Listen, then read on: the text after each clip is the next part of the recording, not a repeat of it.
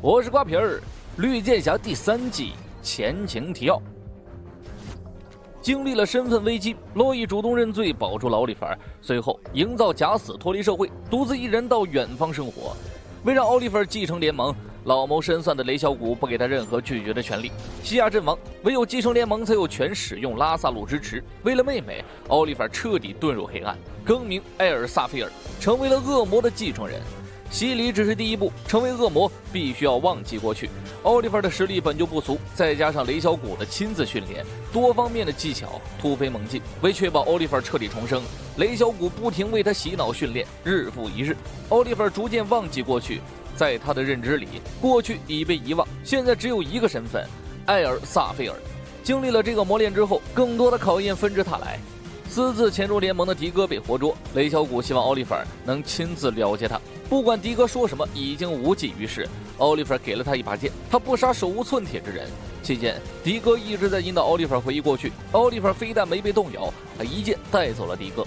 可死者转眼变成了陌生人。这1个月来，奥利弗每天都在使用特殊草药，能够帮助他将心智提高到最顶端。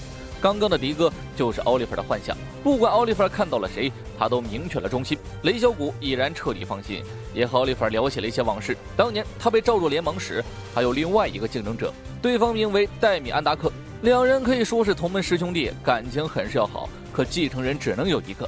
当雷小谷继任之后，他必须杀死竞争者，毕竟亲如兄弟。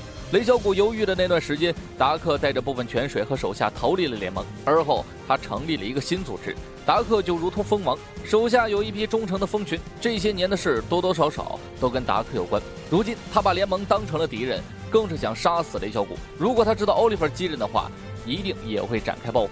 这一切的起因全是因为雷小谷当初没有狠心挥剑，他不想让奥利弗重蹈覆辙。而奥利弗刚好有一个名正言顺的竞争者尼萨。星城这边，绿箭侠小队分崩离析，罗若和尼萨组成了新的小队打击罪犯，关系更是融洽到比肩撒软。堂堂联盟2小姐连薯条都没吃过，从小只有弱肉强食，毫无快乐可言。罗若便每天带他接触新的事物，也顺势提起了奥利弗继承一事。尼萨拍案而起：“这事儿你怎么不早说呀？他从小到大都在为联盟效力，现在把联盟拱手相让，他做不到。更何况奥利弗已经彻底改变。尼萨清楚，一旦奥利弗准备继任，便会带领人马来缉拿自己。就在他说出这句话的同时，奥利弗已经带人赶到星城。罗热当即带着尼萨找到了迪格等人。奥利弗会叛变这件事儿，他们不可能相信。显然他们还不清楚联盟的洗脑功力。奥利弗现在几乎等于恢复了出场设置，对于任何人都可能下杀手。而可怕的是，奥利弗可能自己都察觉不到。尼萨没有多余的解释，他打算迎战奥利弗，罗肉根本拦不住。现在场内只有一个明白人，就是罗肉。菲利西蒂跟迪哥都被旧情冲昏了头脑。总之，现在的当务之急是援助尼萨。西亚也坐不住了，家里没个人陪他，女孩想为团队献一份力，更何况自己是亲妹，哥哥再被洗脑也不可能对自己下手吧。此刻，尼萨在撒热陨落的地方等来了奥利弗，即便战死，也要和爱人死在同一个地方。随后，尼萨抬弓打破了剑拔弩张的形势，恶魔之女对决恶魔继承者。这些日子的训练让奥利弗的刀技不输任何人，没几个回合，尼萨便已战败。奥利弗正要下手，44岁耳魔的雀鸣声响彻天地，罗热迪哥及时赶到。眼前的奥利弗让所有人感到陌生，奥利弗也没有应战，立即撤退。不得不说，罗热再次点亮了尼萨的生活，可她终究是恶魔之女，天生就不该拥有快乐。也正如她所言，奥利弗已经被洗脑。结合现在的状况来说，难以置信的程度，堪比你前几天听说枣子哥退役了。听闻此讯的西亚直接找到了父亲。在马尔科姆看来，女儿是世界上最强大的战士，对宝贝女儿更是有求必应。如果尼萨有了帮手，就得另寻别路，得想办法把她引出来。当晚，莱拉被绑架，小萨拉更是被吓得哭个不停。迪哥听说这个消息后，脸色一沉，寻思引出尼萨也不用绑架朋友妻，直接绑了罗热更好使。可尼萨不允许任何无辜人因他而死，他已经决定以命换命。到了交易地点后，迪哥直呼奥利弗是沙滩之子，之前还是谁劝都不管用，除了菲利西蒂，现在是谁劝都不管用，包括菲利西蒂。交换人质后，迪哥等人反手就是一个3枪带2炮，跟众刺客打得不可开交。奈何猛男奥利弗过于 bug， 劈头盖脸一顿砍，迪哥身中数刀。就在他即将把幻象成真之际，一支利剑刺穿了他的手臂。西亚带着老迪的装备赶到，奥利弗抬头看了眼妹妹，转身离去。但尼萨还是被带走了。起初他们还相信奥利弗能够清醒过来，现在一看没有任何可能。特别是迪哥，有句话叫朋友妻不可欺。南达尔巴特，尼萨被押到了雷小谷面前。所谓的竞争者必死不过是表象，雷小谷真正的目的是拿回女儿偷走的东西。传说中一滴便可让10里之内不留活口的毒素欧米伽，此物正是奥利弗当年跟马西奥在香港遇到的东西，少夫就是丧命于此。详情翻阅《炼狱岛回忆录》3到4期。而后雷小谷命令奥利弗处决尼萨，当刀即将刺下去的瞬间又拦了下来。奥利弗已经证明了足够的忠诚，单凭对竞争者的冷血就已经比自己当年强太多。毕竟这个大家庭要团结的嘛。今日起我把女儿许配给你了，你看看我女儿高兴的都说不出话来了。雷小谷一个人做了决定，而他还有最后一个任务交给奥利弗。看见这片欧米伽了吗？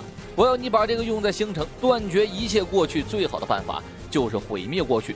至于他是怎么得到的欧米伽，很多人渴望得到联盟的救赎，自然也会付出一定代价，而马小的入场费就是欧米伽。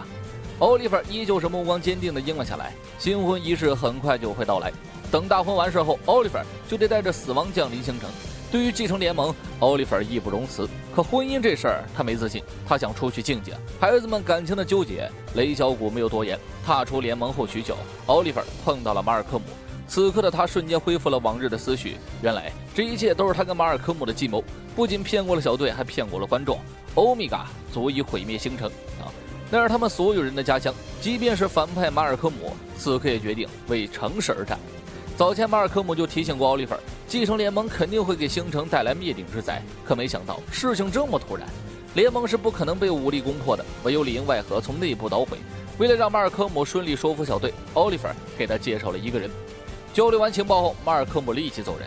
与此同时，西亚远洋到了他乡，找到了气球工杰森，有个车需要他修修。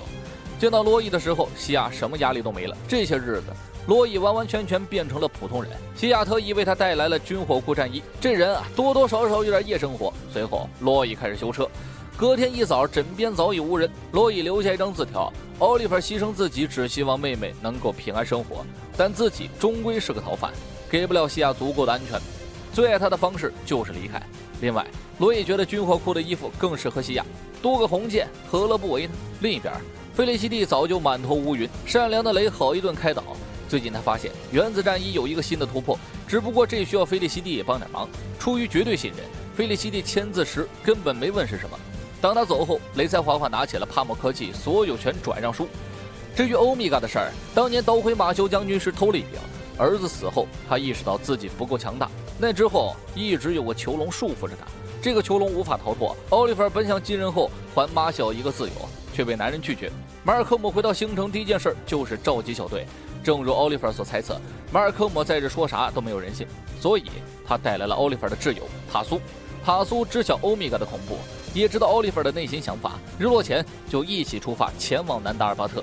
小队做足了思想工作，他们还是对奥利弗存有一丝怀疑。塔苏只用一件事说服了菲利西蒂，当年马小投奔联盟时，他选择了逃避，倘若当初固执一点，挽留下丈夫，他们可能已经隐退江湖。对于菲利西蒂来说，现在就是固执的时候。这是场硬仗，大家都清楚。塔苏也拿出了许久未出过鞘的夺魂者武士刀。当晚，众人乘坐马尔科姆的私人飞机前往了南达尔巴特。这架负责释放欧米伽的飞机就停在不远处。事情又怎会如此简单？马尔科姆提前嗅到了杀气，所有人都在为菲利西蒂争取时间。迪哥更是疯狂压枪，如同科学家。而塔苏却在战场遇到了马小，昔日夫妻如今只能拔刀相向。打倒爱人的那一刻，马小希望他能给天堂的儿子带句话，却在落刀之际反被刺穿身体。这一刀下去，直接打破了马小的牢笼，让这个父亲的灵魂得到了救赎。儿子和丈夫都以同样的姿势死在了塔苏怀里。战场另一边更是打得不可开交。菲利西蒂找了绝佳位置骇入飞机，却在98进度的时候被打断。飞机已经起飞，菲利西蒂却不慌不忙表示自己还有 B 计划。此时天空一个黑影飞过，马尔科姆惊呼：“是鸟！”迪哥：“那是飞机。”菲利西蒂：“不，那是原子侠！”只见雷一记铁头功撞碎了飞机，爆炸的冲击将他轰向地面。好在是没什么事儿，闹剧也该结束了。奥利弗和雷小谷带人走来，所谓的飞机不过是诱饵，真正的欧米伽根本没有投放，众人被活捉。奥利弗借机告诉菲利西蒂，相信我，否则全员暴毙。雷小谷这么做就是为了揪出叛徒，究竟是谁泄露了欧米伽的秘密？为了不让奥利弗暴露，塔苏把锅推给了马小。众人来的真是时候啊！联盟有规定，恶魔婚前会赦免所有犯人，凡事都得等奥利弗和妮萨成婚后再议。在此之前，有个老朋友需要奥利弗帮助。中场实验室门外，白瑞正在与斯旺对峙，而奥利弗则是刚好赶到。只见逆闪抛出戒指中的战衣，同时奥利弗也拉开了弦，一个预判剑正中斯旺大腿，剑里则是帕姆科技打造的缓速器。没有了速度后，斯旺毫无优势可言，被恶魔奥利弗按在地上摩擦。最后在众人配合下活捉逆闪。奥利弗则是开口道：“白瑞，我需要你的帮助。”回到联盟第2晚，一件绝地大戏即将上演。雷小谷本想处死马尔科姆，结果马尔科姆直接把奥利弗给卖了，说的头头是道，连雷小谷都动容了。不过奥利弗也不必解释，是不是真心实意继承，就看你想不想毁灭星城。随后马尔科姆再次被关进牢笼。谁说你卖了队友就不会死了？给我进去吧你！雷小谷准备用欧米伽干掉这几个人。鉴于塔苏之前注射过血清，已经免疫了毒素，所以移至隔壁享受单独服务。此时毒气扩散，奥利弗毅然决然关上了大门，亲朋好友瞬间绝望。奥利弗则是娶了妮萨为妻，再一睁眼已经上了飞机，交杯酒里下了药。飞机此时已经盘旋在星城上空。你不是说你绝对忠诚吗？现在证明给我看！反转也正式上演。本该死绝的众人猛然惊醒。马尔科姆之所以要出卖奥利弗，就是为了给奥利弗赢取绝对信任，这样他们便会前往星城。别忘了，奥利弗在香港也注射过血清，他是绝对免疫欧米伽的。把提炼出来的抗体给了马尔科姆。就在囚禁的时候，马尔科姆把抗体注射给了所有人。接下来只需要等一个讯号就能逃出去了。此时天空雷声轰鸣，一道闪电来到了南达尔巴特。白瑞迅速救走塔苏，眨眼功夫控制住了所有刺客，别人都快急疯了，白瑞还有功夫调侃浴缸。菲利西蒂更是情不自禁地喊了句：“白瑞，我他妈真是谢谢你啊，暴露了我的身份。”白瑞一阵抽搐，释放了所有人，但他不能继续待下去了。斯旺那边还得有个了结，临走前他告诉众人，奥利弗依旧是奥利弗，他需要你们。此时飞机上发生变故，奥利弗和妮萨纷纷造反，可算是不用演戏了。飞行员居然放弃飞机，开始跑到后面干架。随后雷小谷带着欧米伽跃下飞机，带走了唯一一个降落伞。奥利弗带着妮萨紧急迫降，保住了性命。马尔科姆等人也回到了星城，雷得研究一个中和空气中毒素的办法。很快他们与奥利弗会合，妮萨这一刻像极了奥利弗的妻子，处处护着他。队友们疯狂口臭奥利弗做事不道德，他们又怎么会知道奥利弗一开始的计划就是在飞机上跟雷小谷同归于尽。趁着身边没人，奥利弗对菲利西蒂讲述了自己的梦境。在联盟的时候，他经常梦到自己脱离现状，跟菲利西蒂幸福地开着车聊着天，一路驶向远方。此时星城大部分电力瘫痪，顺着网线一查，居然是达克所为。这一刻奥利弗顿悟了，原来毁灭星城不是为了自己，而是为了杀死达克。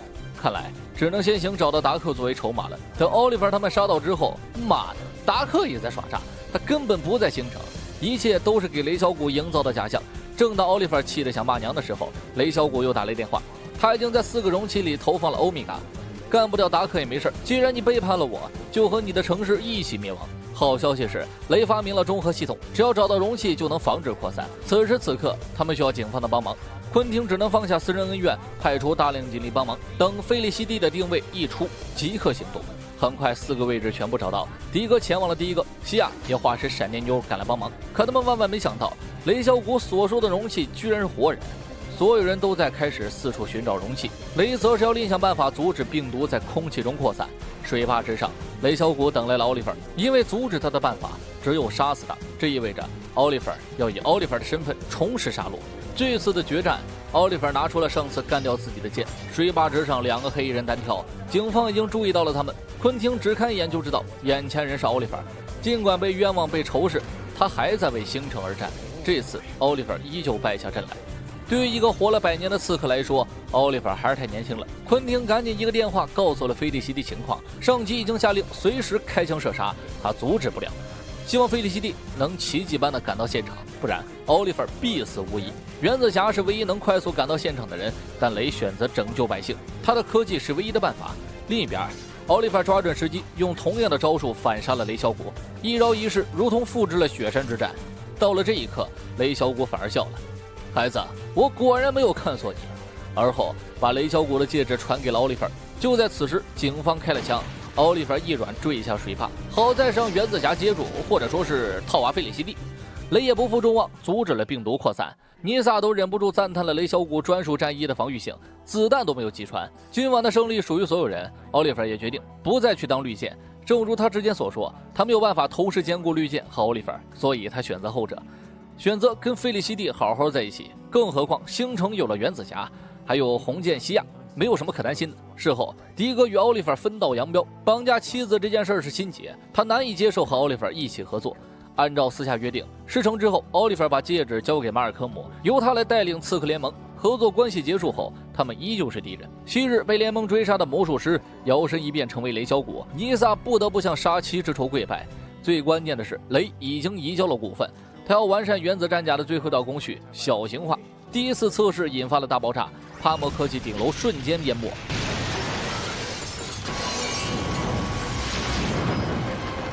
至于奥利弗，他的初心是拯救星城，如今他做到了，而他也不必再成为绿箭，只需要享受跟费利西蒂的幸福，开着车聊着天驶向远方。伴随着两人的欢声笑语滑下帷幕，而绿箭侠的故事还没有结束。我是瓜皮儿，下期见。